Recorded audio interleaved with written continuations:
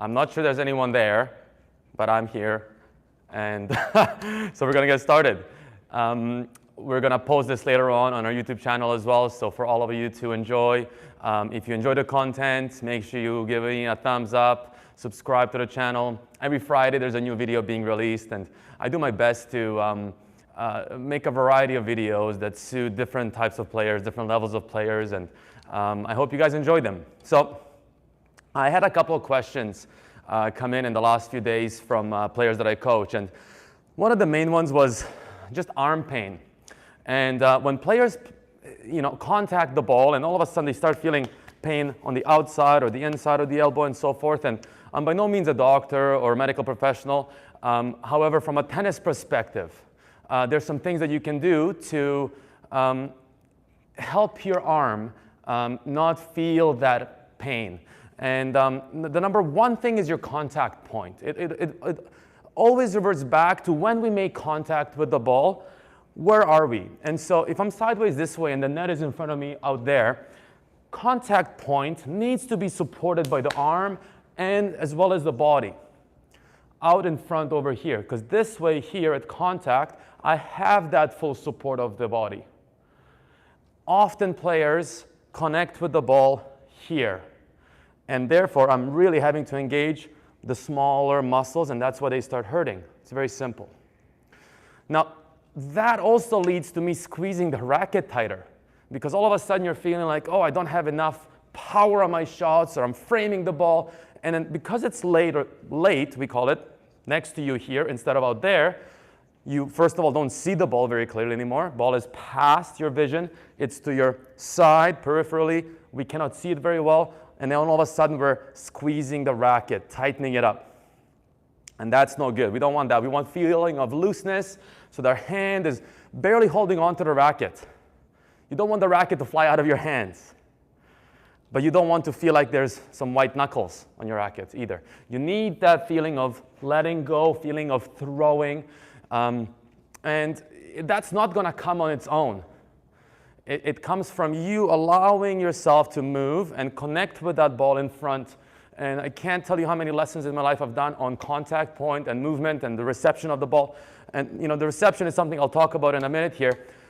But to go back to that arm pain, the contact point makes things a lot easier out there in front.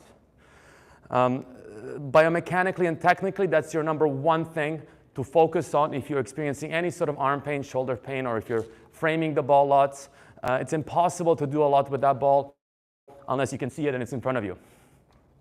The other thing is your size of your grip.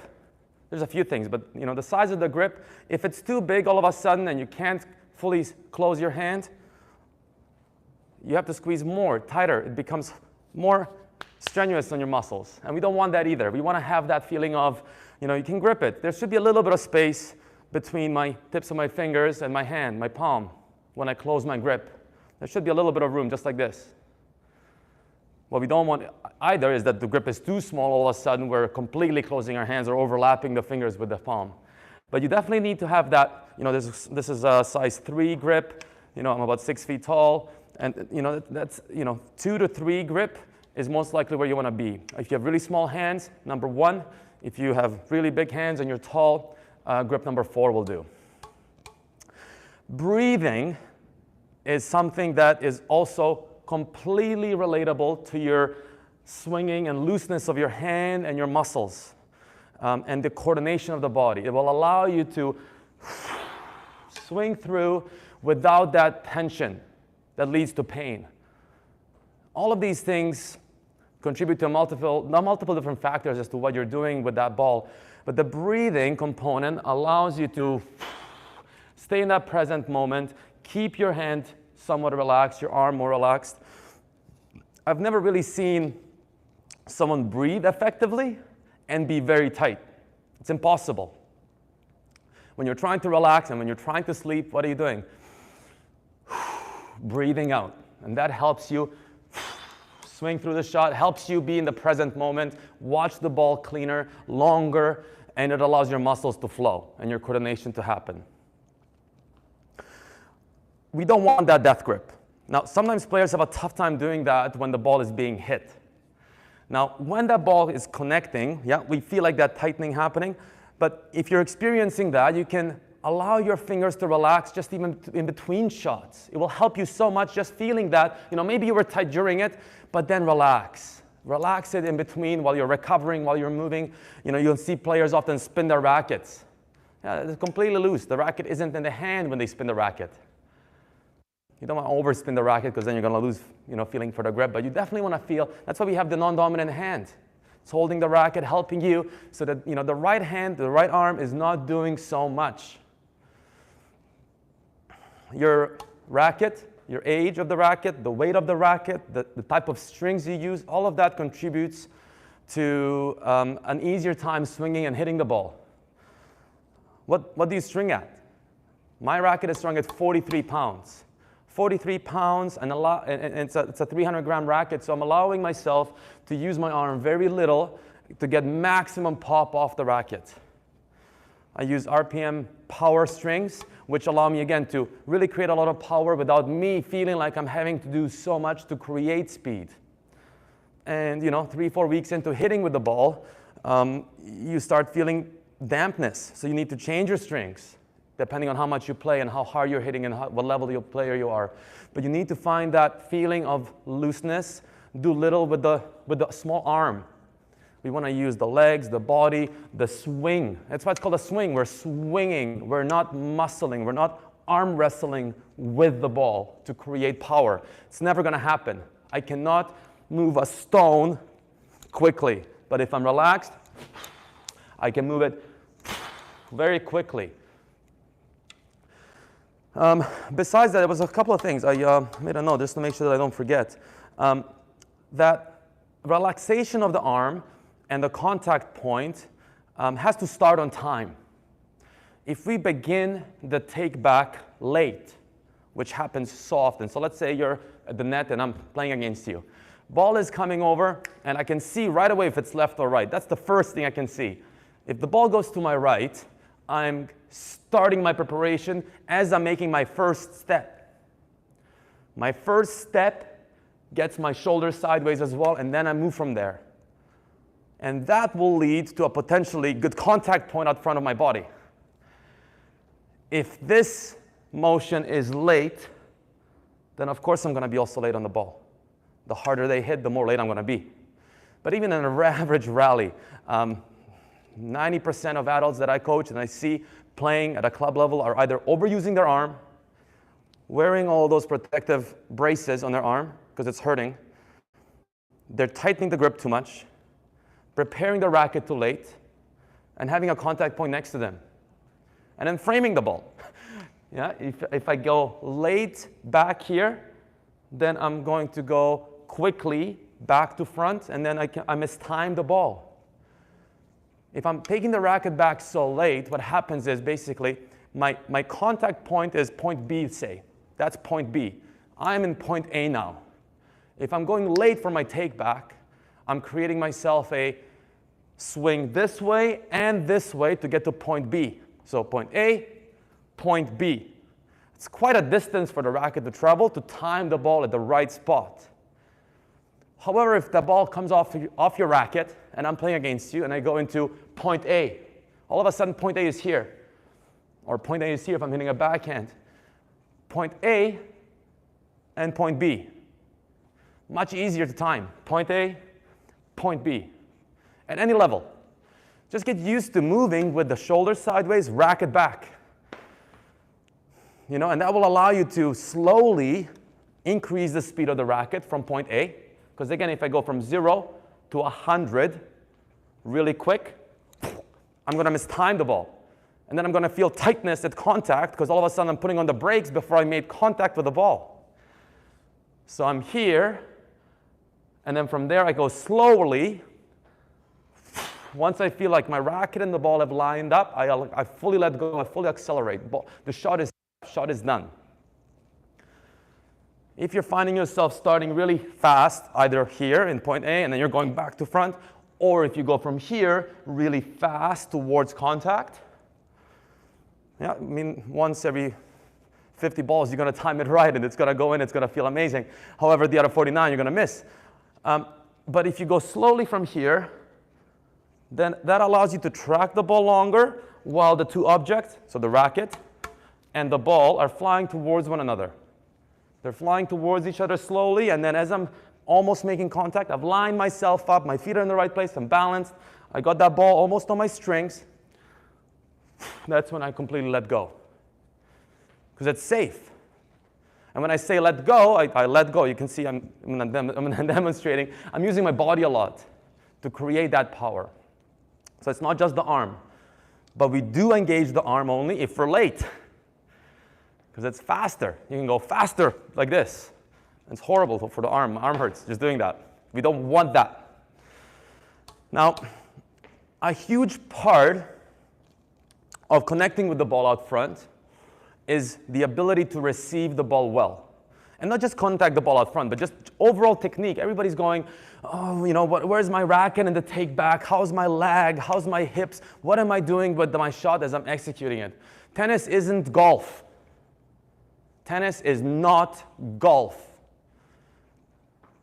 And I'm very happy about that, because tennis is a sport where you're moving, you're having to create reception, you're having to find the ability to receive the shot coming your way and decide on the go as to what you'll do with the next shot and how you're going to hit it, where it's going to go. So as you're receiving that ball coming your way, you're having to adapt your body early to get the ball in the right place with balance. So ideally, by the time the ball lands in front of you, so by the time it bounces in front of you, you want to have everything done so there is a little bit of time. I go here, my ball is bouncing, and I got time from the ball landing for it to come up to me and for me to hit it. The more I am doing from the ball bouncing to me contacting the ball, the more I'm running around or swinging backwards or off balance with my head, the harder the shot becomes. Why do you think pros are so good that play at a really high level? Because they know how to receive the ball well. Why does Roger make it look so easy? Alcaraz, why does he make it look so easy? Because he's so damn athletic. You know, you cannot play tennis well unless you're athletic. It's a running sport, number one. And it's a racket sport, number two. It's not swinging and technical. Yeah, you're not having a ball that's standing there and you swinging for it. The ball is not sitting there in front of you. You're having to move around, get that ball, adapt, problem solve, all of that on the go. So it's physical. So if you want to fix your technique, fix your movement, fix your reception, fix the way you're moving and receiving that ball. You have to. It's the only way. There's no way around it. You have to find a way of improving your movement, improving how you're seeing the ball coming off your opponent's racket, preparing yourself early, moving in an athletic way, and getting faster on the court with the legs, while the upper body is nice and loose. Because if the upper body is loose, we can move the arms better and quicker without affecting our balance as much. But if the upper body is tight, then we're running around, having a tough time balancing ourselves, and we're slower. I think we got a question over here.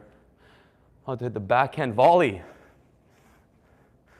We'll get to that in 1 second here. So I just want to finish off this with arm pain comes from late contact points. Sure, maybe your equipment is part of it. Make sure your racket, I mean, depending on how much you play, shouldn't be older really than 2-3 years, 4 years, it's fine. Sometimes people dust off their rackets and they go, oh yeah, I got this in 2002.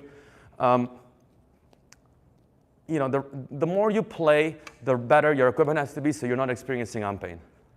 But definitely focus on keeping the hand nice and loose. One more thing I didn't mention actually is just, you know, you can get your little pinky off of the racket. Get it off the racket. Or if you're really struggling with a death grip, take the bottom 2 fingers off your racket. I've never hit a harder forehand in my life than with my thumb and the first 2 fingers. Because it doesn't allow you to squeeze the racket and death grip it. You can't. You can't. You have to allow yourself to swing and let go.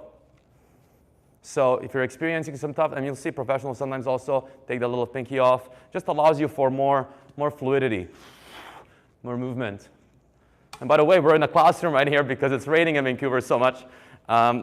we haven't really had a summer and dry weather very much at all. So we compromised, and so yeah, I am in a corner here, but it's really just a nice big room, and I get to swing my racket around. So again, yeah, thanks for joining me, guys. I'm going to talk about the backhand volley now in a second, because that was a question, and that's a great one. Remember to subscribe, like the video. We're going to post this, so it's going to stay there for a while and live there, so you can rewatch it, take your time, process it. And the things I'm talking about right now are different to when we're going to do some of these live streams on a tennis court, because on a tennis court we can do some other things. And so I'm really looking at topics that can be presented, can be useful to you right now. On a backhand volley, we're often, again, late. So you're always looking at, where is my contact first? Start with the racket, start with the hand. You know, I'm here, and I'll turn this way now. So I'm playing my backhand volley in this direction. You can see me okay there? Yeah. So it starts with contact, my racket. If the ball flying towards me is coming, let's say, towards my chest, it's flying right at my left chest, I'm going from ready position, I'm going to the point of contact that I want to create. I'm going to the height of the ball. And then I move forward and through it, depending on what level you are. But what you're trying to create is go to contact. Don't go away from contact. When players miss backhand volleys, or volleys in general, they're doing too much. They're chasing flies, mosquitoes. So what you're trying to do is show the strings to the ball. The earlier, the better. Don't show the strings away from the ball. So this is the racket head there, racket face looking at you. You hit the ball towards me. I showed my strings at the ball. That allows me to have safety. It's like almost creating a little bounce off for the ball, a trampoline for the ball. I create the trampoline. Now the ball is coming. Now if it's whether it's a faster ball, a slower ball, a medium pace ball, height, all of that creates different volleys. So if there's a more specific question on a volley, have it coming. Otherwise, I'm going to keep talking about the backhand volley and all of them. What you're looking at doing is creating that. Now, that also starts with that readiness, the psychological engagement, so that you're ready to respond to their shot from the baseline. If you're playing, let's say, doubles, and you're standing at the net, doing one of these, you're watching that ball fly back and forth, and the ball is hit at you. I do that all the time with my mic. And the ball is hit at you, you have no time to react to that shot. So it's not your technique. Could be, but it's not. It's your original alertness with the body and the mind to react to the shot. So you want to have your eyes in front of you at the opponent. You want to see them making contact while you're split stepping, and now they hit the ball, and that's when you can have quicker hands. In that ready position, I really enjoy having my elbows out in front. So if the elbows are tucked in here, I'm going to most likely deal with balls here. But if I get my elbows out in front of my body, that allows me to play volleys there. If you take your arms, so this is 3 and 9 o'clock. There's a clock around me. That's 12. 3 and 9. Go to 10 to 2. So I'm out here in a ready position. It's 10 o'clock or it's 2 o'clock, somewhere there. That's where I want that contact to happen. And unless I have great hands, great timing, ball is a little slow, I'm not going back. The main feeling of a volley is a catch. A catching feeling is your basis for all your volleys, most of them, especially at a lower level. So what you're trying to create is a catch, an absorption, like catching a baseball. How can we catch a baseball? Do you go like this? No, you don't. You go like that to catch it. So we need to find that ability to absorb and catch the ball. Specifically on a backhand volley, I'm right-handed. I'm using my left hand to catch. So if you want to practice it, have someone feed you some balls, and instead of actually hitting the ball, just catch the ball with your left hand at 10 o'clock if you're right-handed. If you're left-handed, and it's 2 o'clock. But what you're trying to do is find that feeling of keeping that racket there, not letting it go there. That's the biggest error. You want to go back, and then they're late. Oh, me. So you're trying to create that. Now, let's say the ball comes softer and you have time. You want to smack it. Why not? Ball comes a little softer. You create a bit of a take back because you have time. And then we need power where we're creating racket speed up to contact. On the back end, it's not easy to do. But you can do it depending on the level that you are again. However, to create stability for the volley, we think of stopping the ball, stopping the racket at contact. That creates so much safety. The worst thing you can do is swing fully through. So from back here, you can see how much that racket goes. Ball could go anywhere. Tennis balls are heavy and they fly. They fly. So what you're trying to do is create a higher volley, one that creates a little more speed. You know, I'm squeezing my back, opening up the chest. All of that's happening. But really what's the key is to create speed prior to contact, because that gives us ball speed.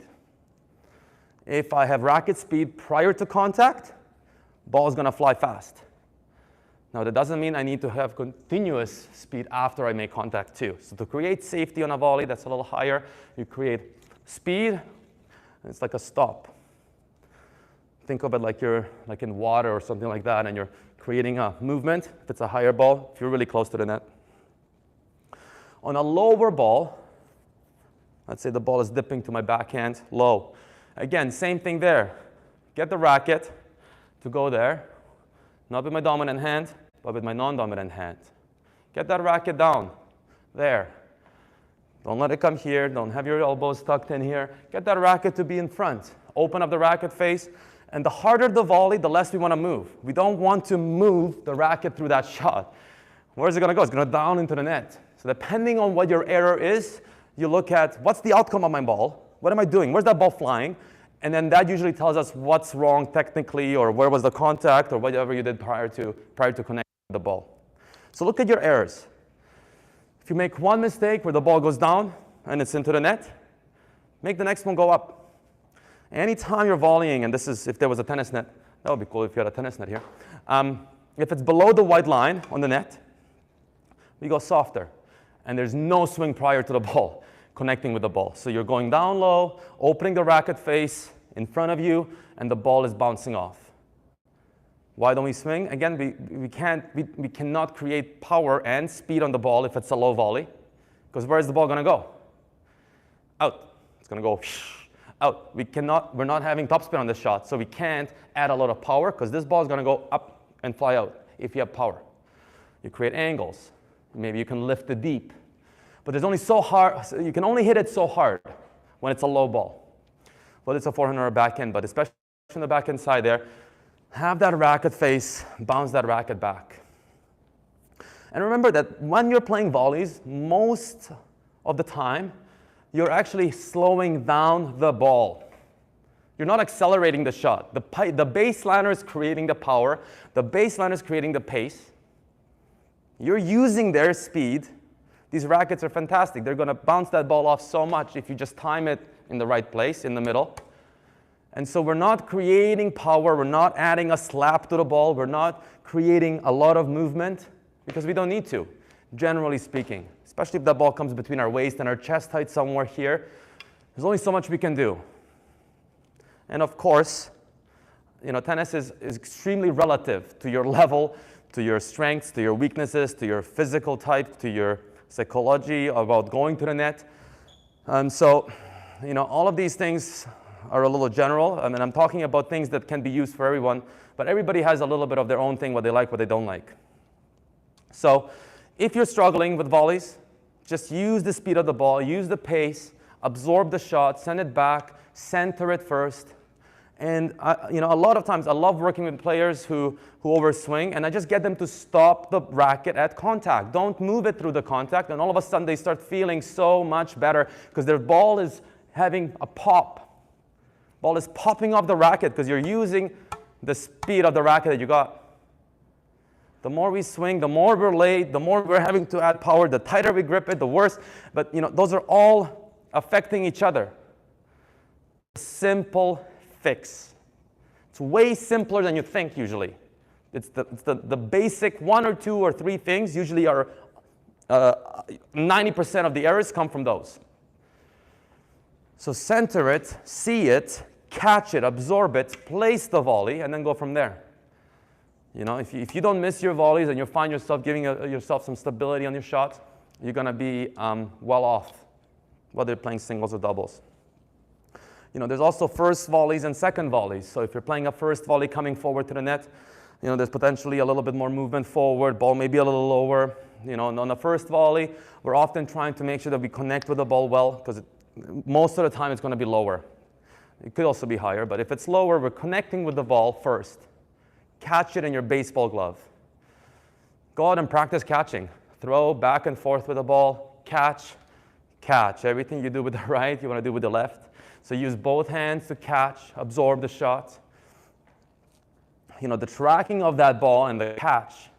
And, you know, I often like to do this game here. So imagine these are my volleys. Yeah, my volleys are here. This is my shoulder height, my chest height.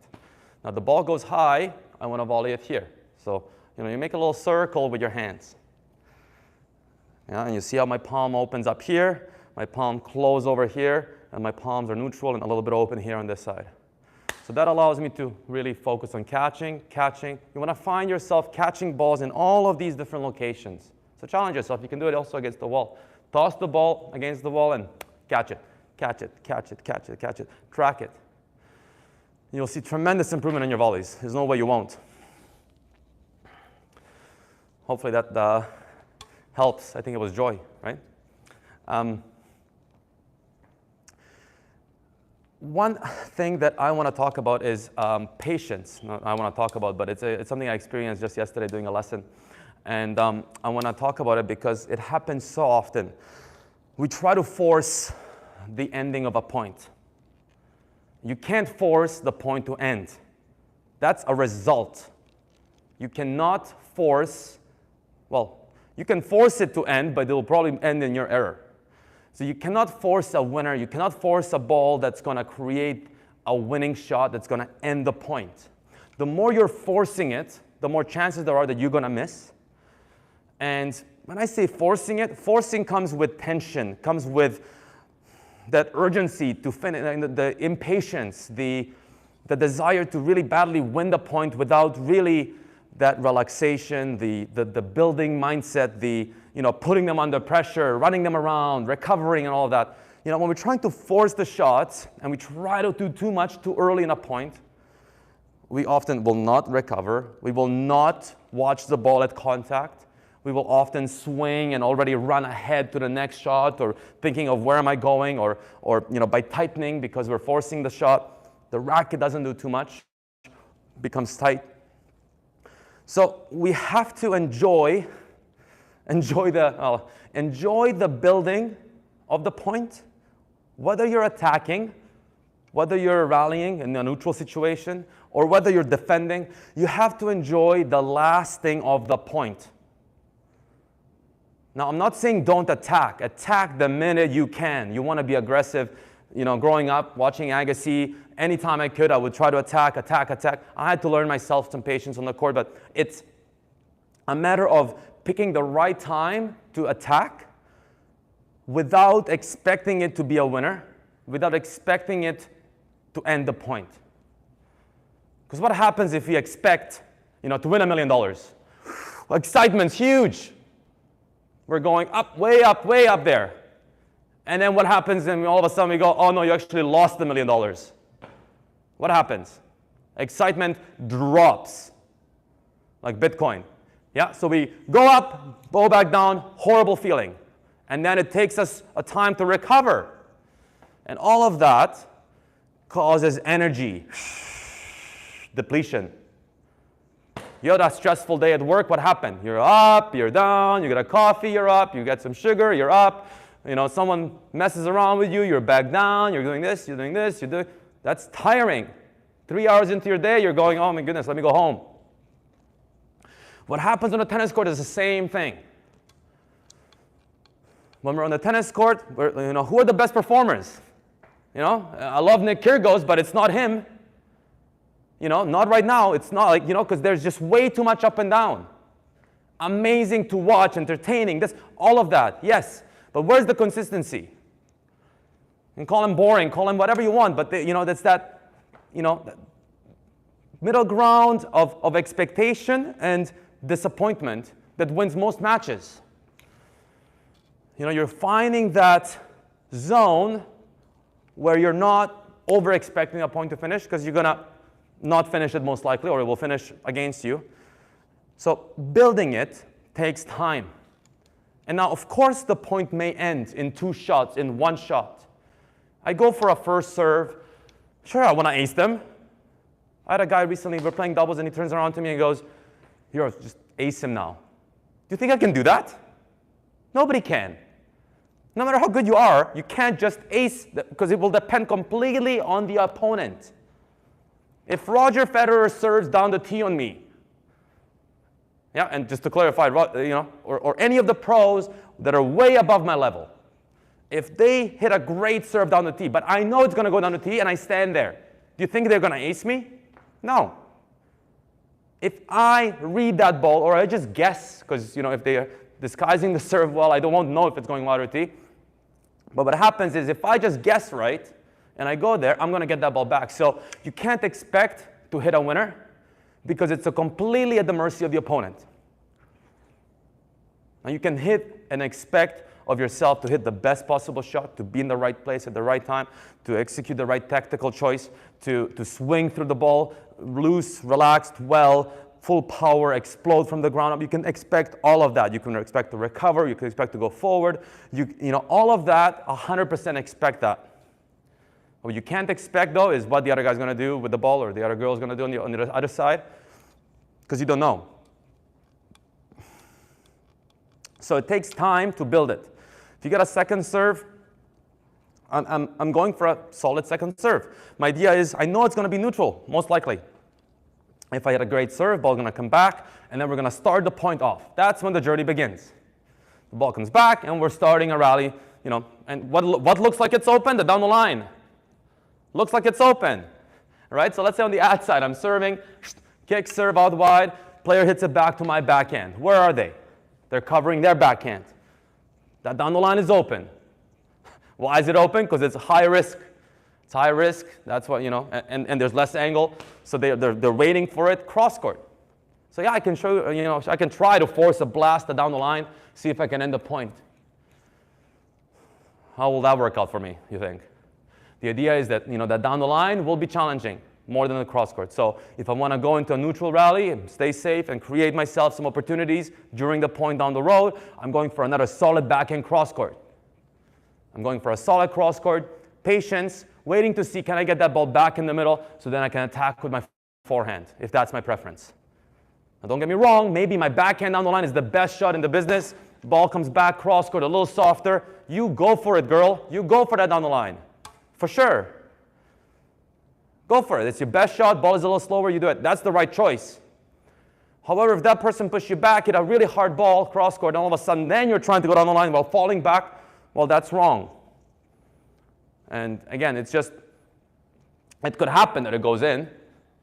However, it's not a percentage play. It's not a smart play where you're going to win matches. You could get one ball like this, but then you're going to miss the next 5, 6 balls. So take your time, patience, as far as tennis goes. You want to attack when the opportunity is there to attack. You want to come into the net when the opportunity is there. You can't force the outcome. Yeah, they push you back, you got to find something to do. You got to find something that you're going to do with that ball. Very good. Yeah, and again, like I said, a lot of these situations are extremely broad, so it applies to everybody. Everybody really, hopefully, can find something that resonates with them, as we talked about today. As you're swinging through your shots, the swinging is the technical side of things. It's the result of your preparation. Like, you can look at it like this. Your swing is a result of your movement and your preparation for the ball. So look at yourself at the camera when you're playing points a little bit. How am I looking when I'm swinging? And players often will develop bad habits with their technique because they've focused for years only on the technique, not on the movement, not on the preparation, not on the balance, not on how to use the body efficiently, how to breathe, how to swing. You know, they're not focused on receiving it, moving, being in the right place, hitting the right shot at the right time, and then therefore they're creating habits that are, you know, either hurting or limiting them. All of a sudden they're at a 3.0 level for a long, long time. They can't move away from it. So thank you guys. Thanks for watching. I hope you guys really enjoyed this. I love talking to you, love talking to the camera. Somehow it became more natural to me over the last few years. And it's just so nice to be able to connect to so many of you all over the world. And if there's any questions, I would love to actually hear questions. So make sure you ask a question. If you watch this, if you watch the mini of this, I know this is the very end of it, but ask a question, subscribe, follow. You know, it's nice to just have people asking something because it feels like I'm creating something for someone more specifically. And of course, I'll continue to create videos that apply to a little bit of everybody, but you know, feel free to ask. Reach out to me. I'd love to hear from you. info@budimactennis.com. Also, if you're playing a lot of doubles, check out my book, mine, An Illustrated Guide to Women's Doubles. It applies also to men just as much. However, it was written for the women that are competing a lot in doubles. So thank you all for watching. Have a great Friday and a great weekend. Thanks so much, and have fun out there.